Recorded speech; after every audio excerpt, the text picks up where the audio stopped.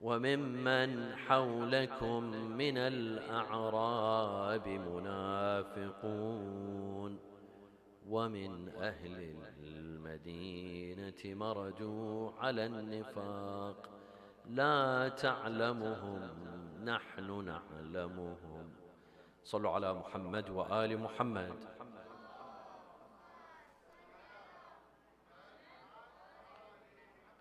What is the meaning of hypocrisy? Hypocrisy is to conceal something in your heart but portray something else. To pretend to be something that you're not, something that you don't believe in. That is called hypocrisy. We know a lot of hypocrites. You know a lot of hypocrites. Each one of us knows people in our lives that we know them to be hypocrites. They pretend to be something that they're not. We see them every day in the workplace, at school, maybe even in the mosque. Hypocrisy was a major obstacle and a major challenge in the beginning of Islam. It was a major challenge. Many people converted to Islam. At the dawn, when Rasulullah sallallahu alaihi wasallam called Quraysh and the people of Mecca and invited them to Islam, and even when he migrated to Medina, lots of people converted. But there were some that were not genuine. There were some that entered Islam with a hidden agenda. They had a secret agenda. Either they had in mind that they will reach power, or they thought that they will gain wealth. They had some sort of agenda. Thus, not all those that accepted Islam in the beginning were genuine. And hence we see hypocrites in the beginning of Islam. In fact, we have an entire chapter that calls out hypocrites. An entire chapter called Surah Al-Munafiqeen. Bismillah ar-Rahman ar-Rahim. إذا جاءك المنافقون قالوا إنا نشهد إنك لرسول الله والله يعلم إنك لرسوله والله يشهد إن المنافقين لكاذبون. Allah tells His Prophet that the hypocrites come to you and they tell you that we bear witness and we testify that you are His messenger. And Allah knows that you are His messenger, but Allah testifies that these people are hypocrites. They're liars. Surah Al-Bara'ah or Surah At-Tawbah, it exposed many of these hypocrites. Many of these hypocrites. Allah tells the Prophet in Surah Bara'ah, وَمِمَّنْ حَوْلَكُمْ مِنَ الْأَعْرَابِ مُنَافِقُونَ. Some of these Bedouins that surround you, Ya Rasulullah, they're hypocrites. وَمِنْ أَهْلِ الْمَدِينَةِ. Don't think that we're talking about other tribes outside of Medina. No, even those in Medina, those who are praying behind you and standing behind you, they're hypocrites. وَمِنْ أَهْلِ الْمَدِينَةِ مَرَدُوا عَلَى النِّفَاقِ. Surely they are hypocrites. أَنْتَ لَا تَعْلَمُهُمْ نَحْنُ نَعْلَمُهُمْ. Ya Rasulullah, maybe you don't know them individually, but we know them. We know them. And the hypocrites, they were very fearful that Allah might call them out in the Quran, one by one, by names. يَحْذَرُ الْمُنَافِقُونَ أَن تُنَزَّلَ عَلَيْهِمْ سُورَةٌ تُنَبِّئُهُم بِمَا فِي قُلُوبِهِمْ. Hypocrites were very careful. When Jibreel would come down upon Rasulullah with a new verse, they were afraid that it might call them out. It might call them out. Some of the Sahaba, they would come to Rasulullah, Ya Rasulullah, أَنَزَلَ فِيَّ شَيْءٍ. Did Allah say something about me? Is there a verse revealed about me? They were afraid. And by this, they would expose themselves. Without having Allah expose them, they would expose themselves. طيب. There was a movement in Medina headed by Abdullah ibn Ubay ibn Salul, the head of An-Nifaq in Medina, the head of hypocrites. These hypocrites in Medina, they posed a great threat to Islam and a great threat to Muslims. How? Because they were plotting against the Prophet with the outside enemy, with the Jews of the time, with the Jewish tribes that were in Medina or outside of Medina, with the mushrikeen of Quraysh. They would conspire.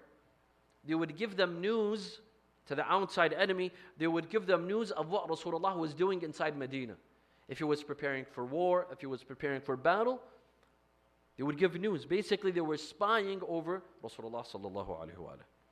Now, let me give you a scene, just a small scene of the hypocrisy that was taking place.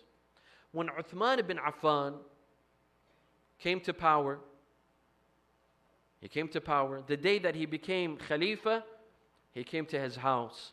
Bani Umayyah, now Uthman was from Bani Umayyah. His family members, they all gathered to congratulate him. And amongst them was Abu Sufyan, the father of Muawiyah. Abu Sufyan had lost his eyesight by that time. By the time that Uthman had come to power, he had lost his eyesight.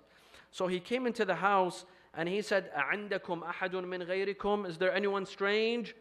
They told him, لَا يَا Abu Sufyan. It's only Bani Umayyah. If you have something to say, you can say it. He said, يَا بَنِي أُمَيَّةَ تَلَقَّفُوهَا تَلَقُّفْ الْكُرَةِ. Take it. Take what? Khilafah, imamah, leadership. Take it and play with it the way you would play with a ball. فَوَالَّذِي يَحْلِفُ بِهِ أَبُو سُفْيَانَ. For by the one that Abu Sufyan swears by. He doesn't say Wallah. He doesn't swear by God.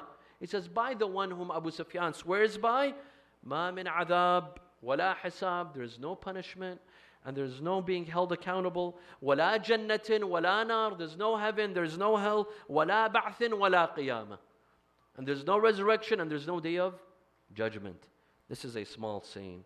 And then subhanAllah, you see that this individual, he becomes a hero in Islam. Abu Sufyan is a hero while Abu Talib is a mushrik. History, look at how they fabricate history. A person like Abu Sufyan becomes a mu'min, and a person like Abu Talib dies a mushrik. Why? What crime had Abu Talib committed? He was guilty of one crime, being the father of Ali ibn Abi Talib. That was his only crime. طيب. However, we see that Rasulullah, despite the fact that there were hypocrites in Medina, within his ranks, amongst his followers, they were working against him and they were conspiring against him, yet Rasulullah did not call them out. He did not expose them. Why? Because Islam was still fragile. Islam was a newborn religion. Islam could not afford losing men or women from their ranks. Islam needed all the numbers that it could get. Islam was very fragile. Hence, Rasulullah did not expose them. He left the mission of exposing the hypocrites for a later time. That time would come. There was a time when these hypocrites, they'd be exposed and they'd be called out to their face. But that time had to be delayed for another time period, and we will get to that at the end, inshallah. Wa sallu ala Muhammad wa ala Muhammad.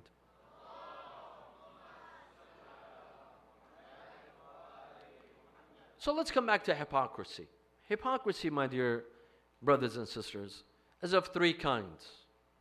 One kind of hypocrisy is social hypocrisy. What do you mean by social hypocrisy? To be two-faced with people. You see someone in their face, you're sweet to them, you're kind to them, you're friendly, but as soon as they turn around, you stab them back. You stab them in the back. And there's a lot of people like this. They're two-faced. In front of you, they flatter you, they appease you, they try to please you, they tell you the things that you want to hear, but as soon as you go, they'll backstab you. They'll talk about you. They'll gossip about you. They'll spread rumors about you. Those hypocrites. We've seen them, you've seen them, maybe at school, in the workplace, your neighbor, maybe friends, those who pretend to be friends. Unfortunately, there's a lot of people that pretend to like us, but in reality, their heart is full of hatred for us. They despise us. Maybe they're envious. Maybe it's jealousy that drives them. Right? Amir al-Mu'mineen alayhi salam, there's verses of poetry ascribed to him. He says, لا خير في ود امرئ متملق حلو اللسان وقلبه يتلهب. There is no good in flattery that comes from a person who flatters you, but deep down inside there's a flame of fire against you. يعطيك من طرف اللسان حلاوة ويروغ منك كما يروغ الثعلب. He gives you sweet talk, sweetness from his tongue. He flatters you, she flatters you. They praise the way you're dressed, your hair, your clothing, your new shoes. They flatter you. But behind your back, they act as a fox. A fox is known for being sneaky, for being deceitful. Some people are more foxy than foxes. They're deceitful. They pretend to be your friends, but they backstab you at the first chance that they get. Thus, social hypocrisy is something real and something exists. However, this doesn't mean that we should have paranoia and that we should be paranoid. Does she like me, or is she envious of me? Or is she jealous of me? This person that just praised me or flattered me, does he really like me? Is he being genuine, or is he fake? Don't be paranoid. Although social hypocrisy is real, but at the same time, we shouldn't be paranoid. We should give people the benefit of the doubt. The Quran says, يَا أَيُّهَا الَّذِينَ آمَنُوا اجْتَنِبُوا كَثِيرًا مِنَ الظَّنِّ إِنَّ بَعْضَ الظَّنِّ إِثْمٌ. O you who believe, avoid most suspicion, because some suspicion is a sin. You suspect this person of being envious. You suspect that person of being jealous. You suspect this person of despising you. Don't have suspicions. Give benefit of the doubt. Let's learn to give people the benefit of the doubt. Someone comes to the majlis, especially during the nights of Muharram, and a friend of yours, you see them, they don't come say salam. You say, well, why didn't he say salam? Why didn't she say salam? We made eye contact. She saw me, and I saw her, but she didn't say salam. That means she has something against me. No, she doesn't have anything against you. Maybe she's having a bad day. Maybe she got in an argument with her husband in the car. Maybe the kids in the car were annoying her. Give her benefit of the doubt. Give him the benefit of the doubt. And by the way, as I told some of my younger sisters a couple of nights ago when we sat in a circle, there are some people, they blame all of their failures on envy and jealousy. I failed in my business. Why? Because this person had his eyes on me. The evil eye. They had their eye on me. They saw me doing so well in my business, I failed. Why did I get in a car accident with my brand new car? She had her eyes on me. I knew it from the second she saw my car. I knew I was going to get in a car accident. Slow down. Slow down. Maybe you're not so great of a driver. Ever thought of that? Why do you always blame it on this whenever you get in a car accident? Or there's a divorce in the family? Or you become sick? Or your child becomes sick? Or you lose your job? It's always envy. We always blame our failures. We have a scapegoat. People are envious of me. They're jealous of me. They have their eyes on me. And hence I'm failing. No. Maybe it's me.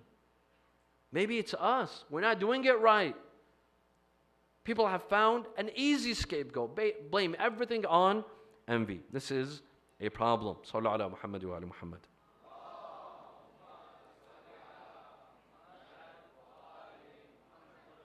I've been asked to ask the brothers to come forward. You don't need to stand, brothers. Just pull forward. And the sisters, if you can, to the best of your ability.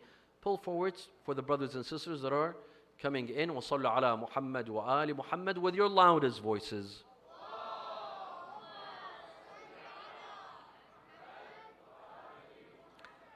Some say, then Sayyidina, if social hypocrisy is unacceptable, then what is mudarat? Don't we have in the teachings of Ahlul Bayt something called mudarat? Yes. What is mudarat? Rasulullah sallallahu alayhi wa sallam says, أمرني ربي بمدارات الناس كما أمرني بأداء الفرائض. Allah commanded me to be friendly with people, to be nice with people, to take care of people, the way He ordered me to pray my 5 daily prayers. Is there anything more important than the 5 daily prayers? وَالصَّلَاةُ عَمُودُ الدِّينِ. Yet he says, أمرني ربي بمداراة الناس كما أمرني بأداء الفرائض. To be friendly. Yes, Islam tells us to be friendly. Some say, but isn't this being hypocritical? How can I be friendly with someone I dislike? No, you can. You can. Even our enemies, we can show them respect. We can treat them honorably.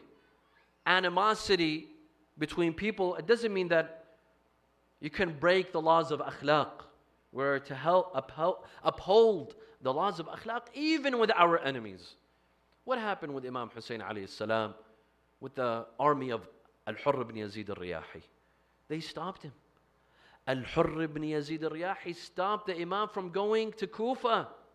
He was the reason why the Imam could not reach Kufa. He forced the Imam to make a turn, and the Imam ended up in Karbala. Otherwise, the Imam was going towards Kufa. Yeah, what happened? His army, the army of Al-Hurr ibn Yazid al-Riyahi, did not have water. Who gave them water? The same person that in a couple of days later, they forbid him from drinking water. And they killed him thirsty. Imam Hussein gave the army of Al-Hurr ibn Yazid al-Riyahi water. His own enemies that led to his demise and death, he gave them water. So even our enemies, we could still treat them with akhlaq. Rasulullah sallallahu alayhi wa sallam says, إِنَّمَا بُعِثْتُ لِأُتَمِّمَ مَكَارِمَ الْأَخْلَاقِ. The reason I was sent was to teach people akhlaq. Some people say, no. I am straightforward. If I dislike someone, if I dislike something, I'm very straightforward. I have to tell them, hold on a second. I'm very honest. I have to be honest. They confuse being rude with honesty. They think that they can be rude with the justification that I'm honest. So just because you want to be honest, that means it gives you the excuse to be rude with people? Oh, this is wrong. We're taught to have mudarat, to teach people to be friendly with people. Sallu ala Muhammad wa ala Muhammad.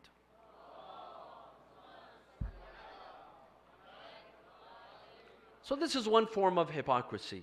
Then there's a more dangerous type of hypocrisy, and that is political hypocrisy. Sometimes hypocrisy can come into politics. Not sometimes, all the time. Let me give you an example of political hypocrisy. We call for democracy. We export democracy to other nations. We invade, we liberate in the name of democracy, right? We want all the other countries to learn from our own democracy. But which countries? There's some countries, they're dictatorships. They don't have democracy. How come we don't call for democracy in those countries? You know why? Because they have oil. They have oil. Why would I call for democracy in a country where they're selling me oil? So those countries, I'll give them a blind eye. No need for democracy in those countries. They can remain as dictatorships. Ajib. When Jamal Khashoggi was killed, remember what happened to him in Turkey and the way that he was killed? There were some that vowed vengeance from his killers, but we saw them bumping fists with the killers of Jamal Khashoggi. What happened? I thought you were going to punish his killers. Now you're bumping fists? Of course, because you need your oil. You need their oil. This is hypocrisy. When you pick and choose, when your values are not general, you pick and choose. This country should have democracy, that country, no. There's no need for democracy in this country. This person I'll fight, but this person will be my ally. This country needs liberation, but that country doesn't need liberation. Ajib. When the US invaded Iraq and Afghanistan, it was called what? A liberation. But if Russia goes into Ukraine, it's an occupation. One of them is a liberation and the other one is an occupation. How does that work? They're either both liberations or they're both occupations. To say that one is a liberation and the other is an occupation, that's a double standard. That's political hypocrisy. Also, you're against war. We have to speak out against war. People are dying. Where? In the Ukraine. The war against Ukraine. Thousands of people are dying. We need to stop. Good. All war is bad. But if you're going to speak about war, what about Yemen? Have you heard of a country called Yemen? Have you heard of the war in Yemen? How come we give a blind eye to Yemen, but the world goes crazy, Western media goes crazy over Ukraine? Yes, I'm not pro-war in Ukraine. What's happening in Ukraine is a disaster. It's an atrocity. But what about Yemen? Yemen is not a country. Their people don't deserve peace. Yemen has the world's worst humanitarian crisis. But do you read it in the New York Times? Do you read it on the news? No. And this is political hypocrisy. You attack terrorism. Yes, of course, we attack terrorism. But which terror? Islamic terror. If the terrorist is a Muslim, then he needs to be banned. He needs to be deported. He needs to be droned. He needs to be killed. But what about white terror? What do you say about white terror? When a white guy goes into a school, is carrying a machine gun or a gun and starts killing children, that's not terror? No. The poor guy's damaged. He has mental health issues. Oh, I see. The white guy who goes into a school in Texas and kills 19 children and kills 2 teachers, he's mentally deranged, and the poor guy needs therapy and a psychiatrist. But the Muslim, no, the Muslim, he's a terrorist. He's a fundamentalist. We need to wipe them out because there's something in their Quran. I see. This is not a hypocrisy? Or even the conservatives. We have the conservatives in the United States of America who are banning abortion. Okay, they're pro-life. They banned abortion and they supported the U.S. Supreme Court in overturning Roe versus Wade, as we talked about on the first night. طيب, what about banning guns? If you're pro-life, be pro-life in both cases. You ban abortion, but you allow the selling of guns to kids, to high school kids? That's a double standard. That's a political hypocrisy that we're dealing with. This is a major problem. And my dear friends, they need to be called out. When we see hypocrisy, we need to speak out. We don't let them get away with it. And that's why I encourage some of our youth to go into journalism. Go into journalism and call them out. If you see hypocrisy, if you see double standards, call them out in their face, because they need to be called out. Sallu ala Muhammad wa ala Muhammad.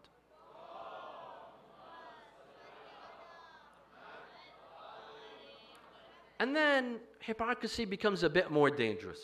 You see, we're going up the ladder. We started with social hypocrisy, which is dangerous. And then we went to political hypocrisy that could be more dangerous. And then there is a very dangerous type of hypocrisy, religious hypocrisy. Hypocrisy in the name of religion. Pretending to be religious, pretending to be righteous, being holier than thou, teaching others about religion while you're the last person to implement.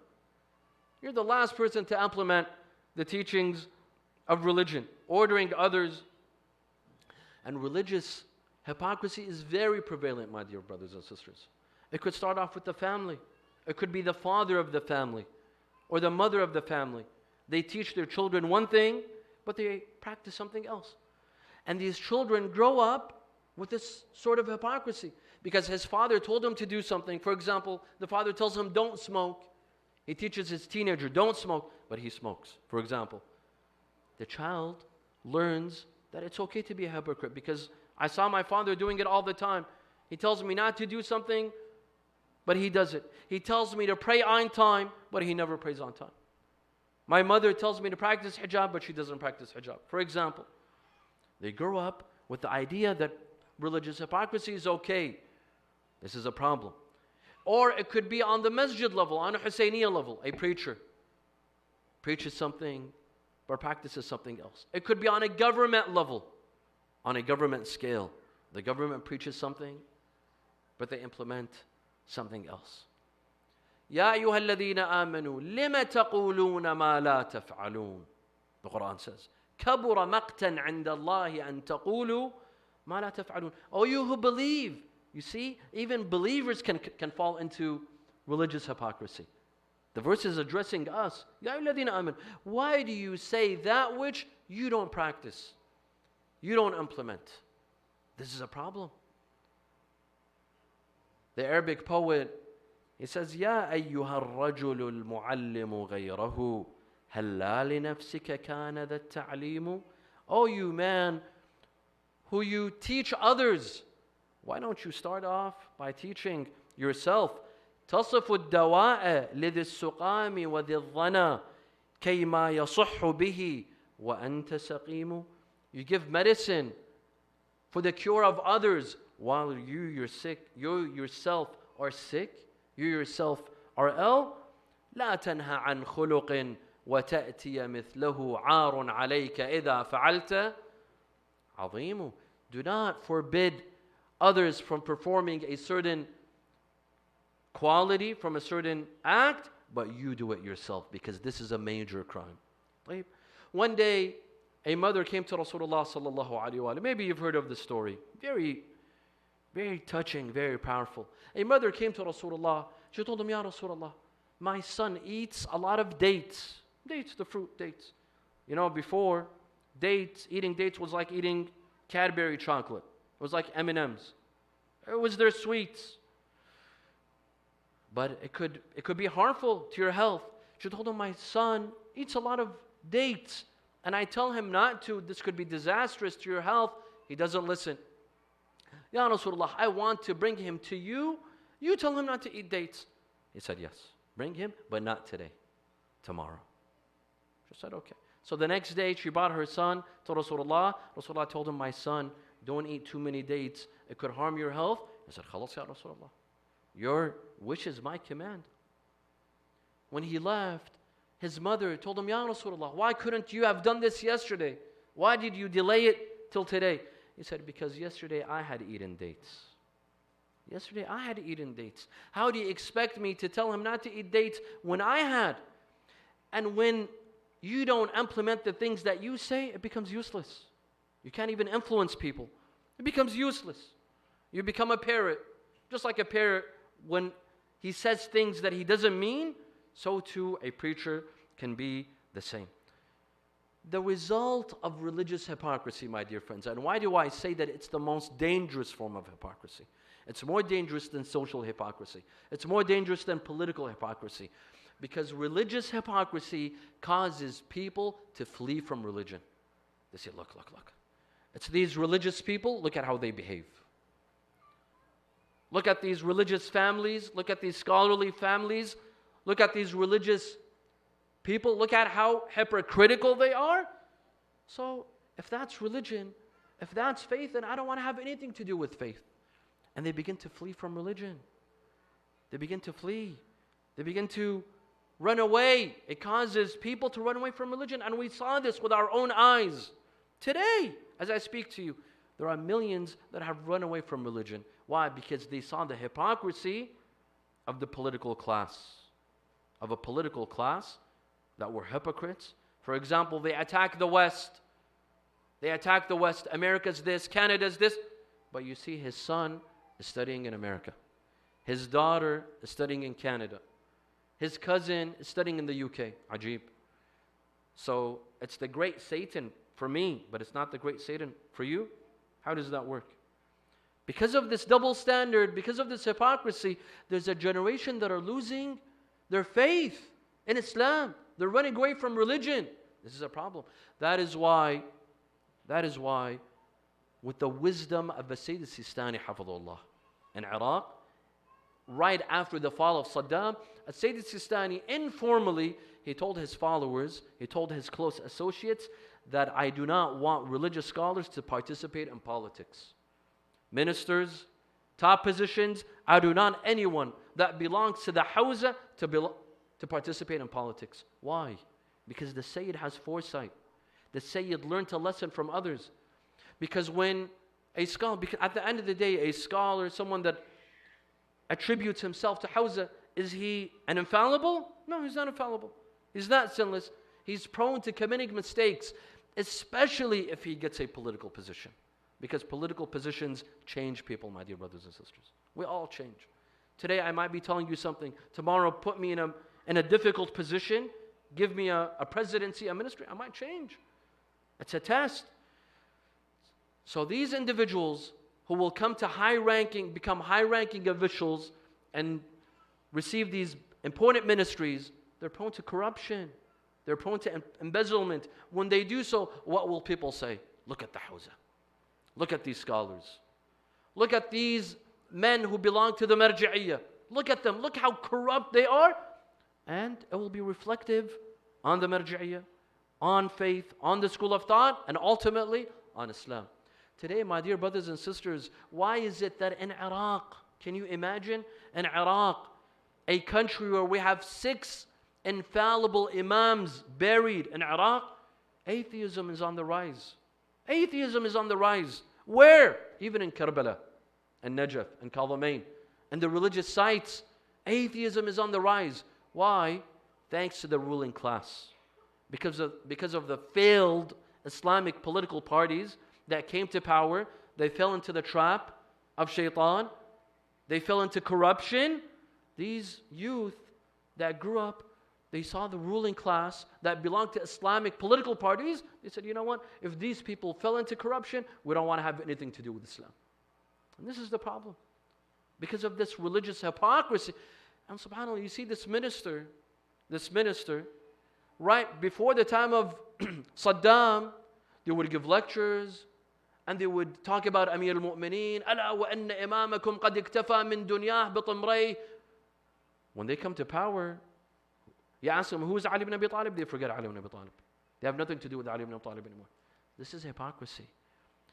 And the results can be detrimental to our youth, to our people. Sallu ala Muhammad wa ala Muhammad.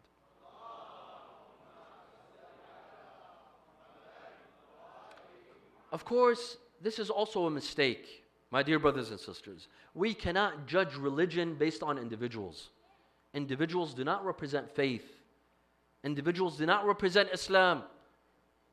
If you want to know the real Islam, go study. Know the truth and you will know Islam. Don't judge a religion or a school of thought based on certain individuals. In the battle of Al-Jamal, maybe you've heard of this hadith. In the battle of Al-Jamal, one of the companions of Amir al-Mu'mineen told him, Ya Amir al-Mu'mineen, who are we fighting? On the opposite side, this is Talha, the companion of Rasulullah. Az-Zubayr, the companion of Rasulullah, and his cousin. Aisha, the wife of Rasulullah. We're going in a battle against these individuals? How? Amir al-Mu'mineen told him, إِنَّكَ لَمَلْبُوسٌ عَلَيْكَ. You're confused. إِنَّ الْحَقَّ وَالْبَاطِلَ لَا يُعْرَفَانِ بِالنَّاسِ. Truth and falsehood cannot be defined by individuals.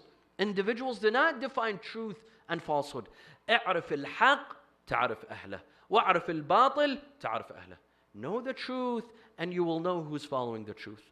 And know falsehood and you will know who's following falsehood. Do not judge a religion or a school of thought based on individuals. Individuals are not infallible. Individuals are not sinless. They can go astray. They can be deviated. But Islam will remain pure. And of course, we should not generalize as well. This is a problem that we have. If one scholar makes a mistake, we say, oh my God, these scholars, they're so-and-so. This is a mistake. This is not fair. If you go to a doctor and a doctor makes a mistake, a dentist makes a mistake, do you say that all dentists are horrible? Don't ever go to a dentist again? You don't do that. You don't do that. But why is it that when it comes to religious people, when it comes to scholars, if one makes a mistake, we say all of these ulama are horrible. All of religious people are horrible. All. Why make generalizations? Look, the Quran teaches us not to make generalizations. How? Look at the verse regarding Ahl al-Kitab. وَإِنَّ مِنْ أَهْلِ الْكِتَابِ مَنْ إِن تَأْمَنْهُ بِدِينَارٍ يُؤَدِّهِ إِلَيْكَ وَمِنْهُمْ مَنْ إِن تَأْمَنْهُ بِقِنْطَارٍ ومن أهل الكتاب من إن تأمنه بقنطار يؤديه إليك ومنهم من إن تأمنه بدينار لا يؤديه إليك إلا ما دمت عليه قائما. The Quran says that the people of the book are not the same. Some, if you trust them with a treasure chest, if you give it to them as a trust, they'll give it back to you. And there are some, if you trust them with a single dinar, they won't give it back to you. The Quran is saying there's two types of people. There's such type of people and that type of people. Don't generalize. Don't say that all of the people of the book are trustworthy, and don't say that all of them are crooks and thieves. There's all kinds of people.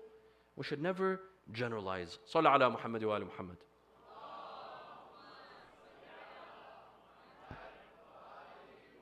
Why do people resolve to hypocrisy, my dear friends? Why do we see hypocrites? Maybe friends, maybe family members, maybe people that we know at work, people that we've witnessed. We have hypocrites, no doubt. Why do people resort to hypocrisy? There's a lot of reasons, but I'll mention two. One, there's something called projection. Do you remember from Psychology 101? You took something called projection. What is projection? When we are guilty of a crime, when we are guilty of a dirty character, but we don't want to give attention to ourselves. Why? Because that's disturbing. I don't want to pay attention to my faults. I don't want to pay attention to my weaknesses. That's depressing. That puts me, that makes me low. That makes me feel low. But I see another person who does exactly what I do. I call him out. I say, look. Look at this person. Look at what a terrible this person is. Ajib. I'm doing the same exact thing. But what do? We justify our actions. No. When I did it, it's different. How is it different? I'm guilty as charged. The same way that I make fun of others, I call them out for things that they're doing. I'm doing it myself. But this sense of projection where I don't want to own up to what I do, I don't want to own up to my own character and my own faults and sins, so I do a projection. I call it onto others. If I see someone, for example, who all he cares about is dunya, and I'm guilty of that. I say, look at this person. All he thinks about is dunya. Why? Because I don't want to face my own faults. Otherwise, I'm the first person that loves dunya. I'm the first person that goes towards dunya. But I don't want to face it. And I don't want others to realize it as well. So I deflect. I call someone else out. This is called projection. And most of us do it. Some on a very minor scale and some on a very major scale. This is one reason for hypocrisy. Another reason is the desire to be liked. The desire to be loved. I want everyone to love me. So I'll say to every person what pleases him or her. And they could be enemies. I'll tell everyone what pleases them. I'll behave in a way that pleases everyone. Because I have a strong desire to be loved, to be accepted, to be loved. That's going to make me a hypocrite. Sooner or later, I'm going to fall into hypocrisy. So how can we avoid hypocrisy, my dear friends? First of all, we have a hadith that says saying salawat with a loud voice takes out the nifaq from the heart. Sallu ala Muhammad wa ali Muhammad.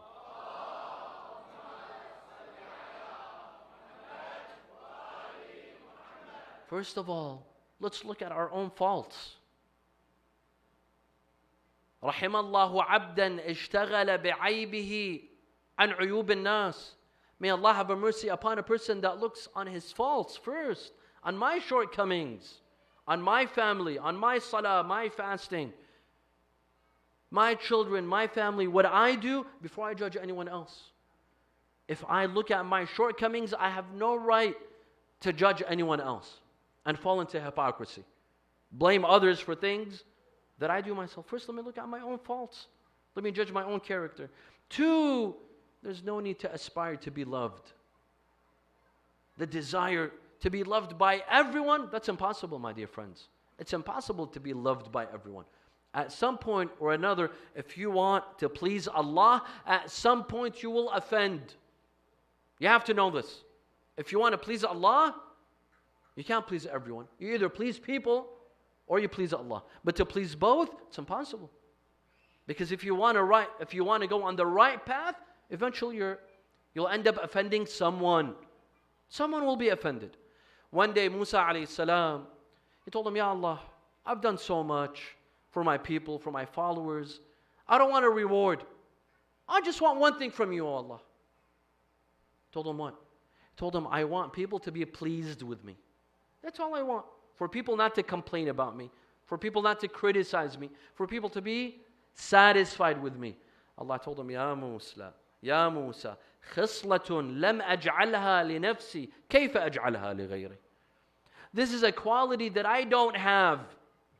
I don't have this. For everyone to be satisfied with me, I, as a God, not everyone's satisfied with me. There's some people that complain about God.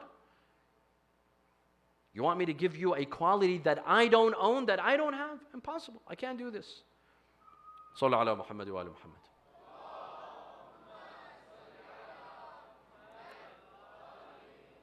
The Quran says, Bismillah ar-Rahman ar-Rahim. وَمِنَ النَّاسِ مَنْ يَعْبُدُ اللَّهَ عَلَى حَرْفٍ. There are some that worship God conditionally. They set conditions. They're a good Muslim based on conditions. What are those conditions? فَإِنْ أَصَابَهُ خَيْرٌ أَطْمَأَنَّ بِهِ. If good happens to him because of faith, when he's a good Muslim, he says, yes, I'll be a good Muslim. وَإِنْ أَصَابَتْهُ فِتْنَةٌ انقلب على وجهه. But if a trial hits him, you see, subhanAllah, the Quran says if good happens to him, he'll be satisfied. But if a trial happens, the Quran doesn't say if bad or evil happens to him. The Quran says if a trial happens to him. Because what you think is evil and bad, the Quran says it's a test, it's a trial. Not everything that we see as evil and bad is evil and bad. The Quran says, فَإِنْ أَصَابَتْهُ فِتْنَةٌ انقلب على وجهه. There are some people, they worship God conditionally. Some people would come to Rasulullah. They told him, Ya Rasulullah, we will say the Shahadatain, we will accept Islam. However, we go back to our cities. If there was rain, if our crops had rain, they were irrigated, our cattle, they survived, we did good, we benefited from religion, we saw something good from religion, we remain Muslim. But if it stopped raining, if our crops died, if our cattle died, if our businesses stopped doing good, then forgive us. We're not going to remain Muslim. We're going to go back. When أصابته فتنة انقلب على وجهه خسر الدنيا والآخرة. ذلك هو الخسران المبين. These people, they lose both dunya and akhirah. Akhirah is because they abandoned Islam. Their Islam was conditional. Their faith was conditional. And dunya is because they were afflicted. They didn't benefit. Not here and not there. There are people like this. There are people like this. You'll see them at the masjid if they're doing good.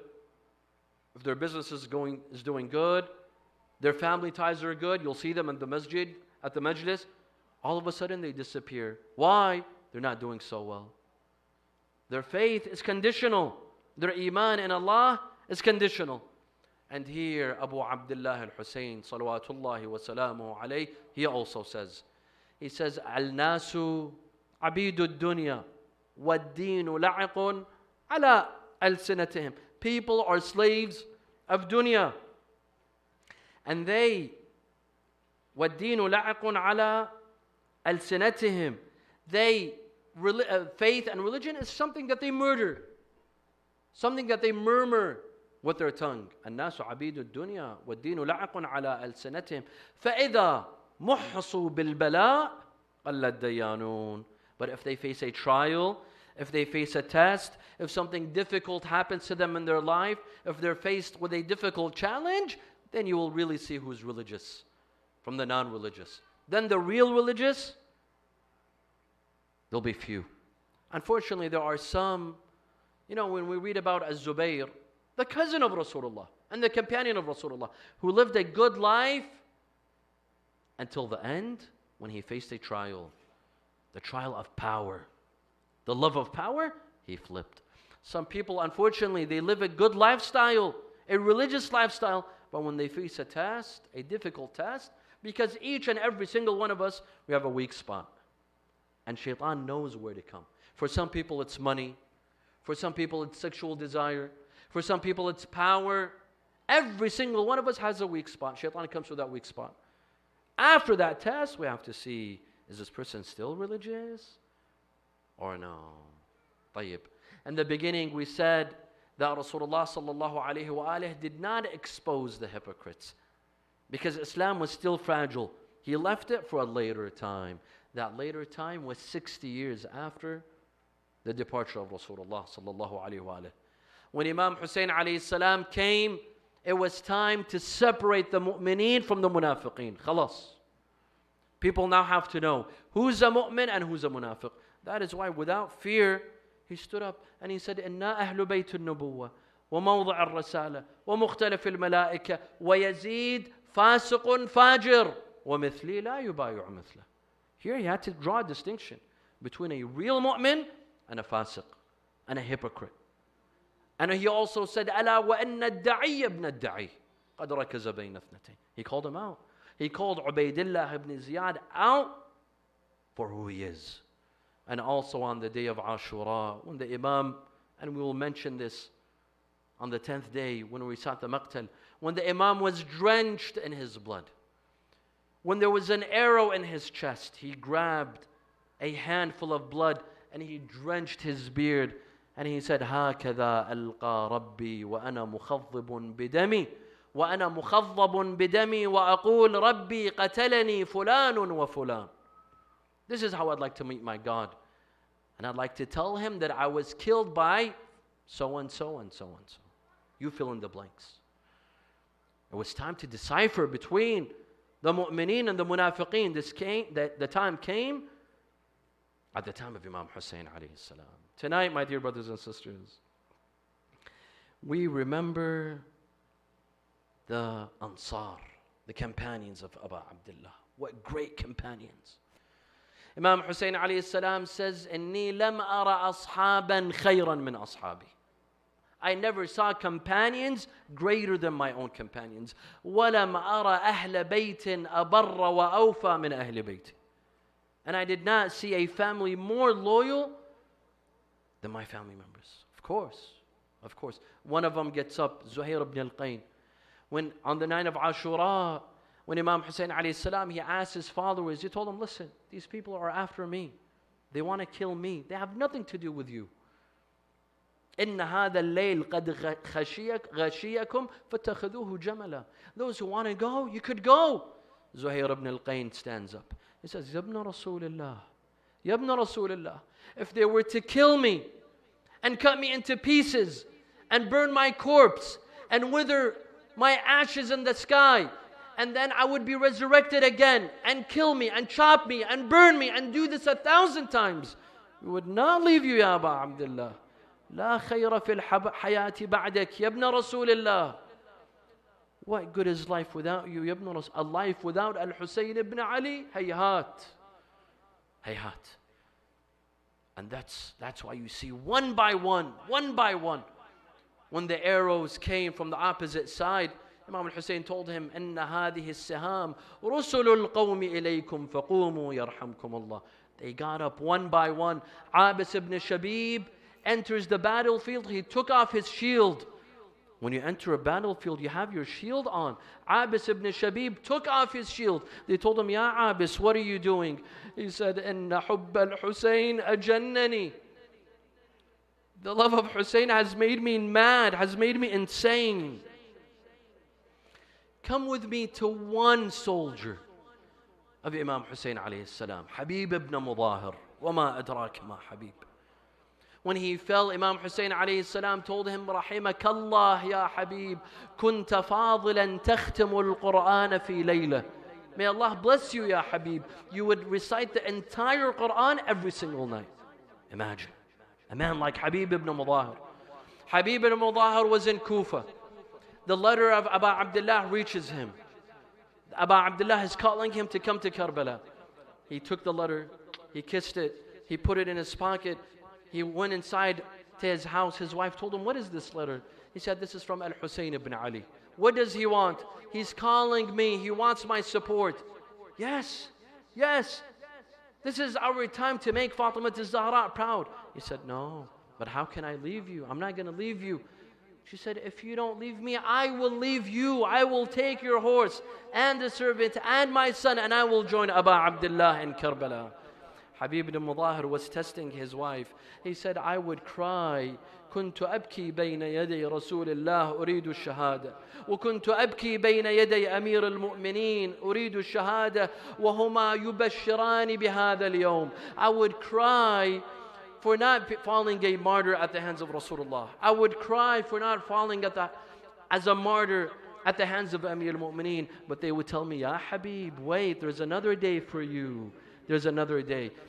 Abi ibn Mudahir tells his servant, prepare my horse. He says farewell to his wife. He says farewell to his son. He goes outside and he sees his servant preparing the horse. The servant was murmuring something. What was he murmuring? The servant was speaking to the horse. He said, if your master does not come, I will take you and I will go to the Nusra of Aba Abdullah. Habib ibn Mudahir looks towards Karbala and he says, Aba Abdullah, hatta al-abid turidu nusrataka, yabna Rasulullah. Even the servants, they want to support you, Ya Aba Abdullah. And then he looked at his servant and he told him, Anta hurrun liwajhillah. You may go, my dear servant. The servant says, no, I'm coming with you to Karbala. Anta ila al-jannah wa ana ila al-nar, la yakunu hadha. You go to heaven and you want me to go to hell? I am coming with you to Karbala. Imam Hussein, on the 8th of Muharram, while he was sitting, he had spread out the banners. All of the banners, he had spread out the banners, except one banner was remaining. Everyone would tell him, Yabna Rasulillah, munna alayya biha. He said, no, inna laha sahib. The owner of this banner is coming. All of a sudden, on the 8th of Muharram, they saw a person coming towards Kufa. There was dust in the air. Imam Hussein looked and he said, قوموا إلى شيخكم قوموا واستقبلوا عميدكم. They went and they saw Habib ibn Mudahir. They came to Imam Hussein, Assalamu alayka ya Aba Abdullah. Imam Hussein tells them, Wa alayka assalam ya Amma, ya Habib ibn Mudahir. There was commotion. Everyone got up to greet Habib ibn Mudahir. There was a lot of commotion, a lot of noise. Sayyidah Zainab comes out of her tent. She sees Ali al-Akbar. She says, my son, my nephew, what is happening? Who has come? He told her, Ammuna Habib ibn Mudahir qad ata. She told him, go and tell him that Zainab sends her salams upon you. Ali al-Akbar, he comes to Habib ibn Mudahir. He says, Ya Ammati Zainab tuqri'uka as-salam wa tusallim alayk. Habib grabbed a handful of sand from the ground and he started pouring it on his head. And he said, Man ana wa man akun litusallim alayya bintu Amir al-Mu'mineen. He looked to Aba Abdullah. He said, Ya Aba Abdullah, i'dhan li li'usallim ala Zainab. He said, Adhintu lak. Habib ibn Mudahir comes. He stands at the tent of Sayyidah Zainab. Sayyidah Zainab, Assalamu alaykum ya ahla bayt al-nubuwah wa mawdi' al-risalah wa mukhtalaf al-malaika. Assalamu alayki ya Zainab. Zainab comes out, wa alaykum assalam, ya Am, ya Habib, alayka bihadha al-gharib, la tuqassir fi nusratih. Ya Habib, my uncle Habib, take care of this lonely man, Hussein. Don't let him stand by himself. He said, Lo an'umannaki ayna. I will make you proud, ya Zainab. And indeed, one by one, the companions entered in the battlefield. Now I'd like to take you to a small boy, 10 years of age. غلام قتل أبوه في المعركة. A young boy, his father was killed earlier on the day of Ashura. He came to Imam Hussein. He told him, Aba Abdullah, إذن لي في القتال. Allow me to fight. Imam Hussein saw that his father had died earlier and now he wants to get killed. What will his mother do? He said, no, I don't give you permission. What will your mother do? He said, Ya Aba Abdullah, inna ummi hiya allati atat bi ila al-qital. My Aba Abdullah, my mother is telling me to fight. He said, no, I refused. His mother came. She told him, Ya Aba Abdullah, أتذكل بك أمك الزهراء ولا أذكل بولدي. Your mother Fatima will sit and mourn you, and I will not mourn my son. Allow him to fight. Imam Hussein gave him permission to fight. He enters the battlefield. أميري حسين ونعم الأمير سرور فؤاد البشير النذير علي وفاطمة والداه فهل تعلمون له من نظير. The boy falls to the ground He is about to die. Ali al-Akbar rushes to him. Ali al-Akbar tells him, my brother, do you have any wishes? He says, yes. انقلوا رحل أمي إلى رحالكم. My mother tonight will be all by herself. She lost me and she lost my father. Don't let her sleep by herself tonight. Let your woman take in my mother tonight. شبان شبان بالله لا تونون. شبان بالله لا تونون. تصدعون قلبي من تنوحون. مدري يا بعده ليش تريدون. شبان مثل الورد يزهون. حسافة على الغبرة ينامون. Let me recite this تخميس. Follow along with me as I end. لما رأى الصبط أصحاب الوفاء قتلوا نادى أبا الفضل أين الفارس البطل وأين من دوني الأرواح قد بذلوا بالأمس كانوا معي واليوم قد بالأمس كانوا معي واليوم قد رحلوا وخلفوا في سويد القلب نيرانا. لا حول ولا قوة إلا بالله العلي العظيم. إنا لله وإنا إليه راجعون. Raise your hands in dua. نسألك اللهم وندعوك باسمك العلي الأعظم الأعز الأجل الأكرم يا الله. يا الله يا الله يا الله يا الله يا الله يا الله. اللهم لا تدع لنا ذنبا إلا غفرته ولا هما إلا فرجته ولا عيبا إلا سترته ولا خوفا إلا آمنته ولا رزقا إلا بسطته ولا شملا إلا جمعته ولا مرضا إلا شفيته ولا غائبا إلا حفظته وأدنيته ولا حاجة من حوائج الدنيا والآخرة لك فيها رضا ولنا فيها صلاح إلا قضيتها ويسرتها يا أرحم الراحمين. ولأرواح المؤمنين والمؤمنات نقرأ سورة الفاتحة مع الصلوات.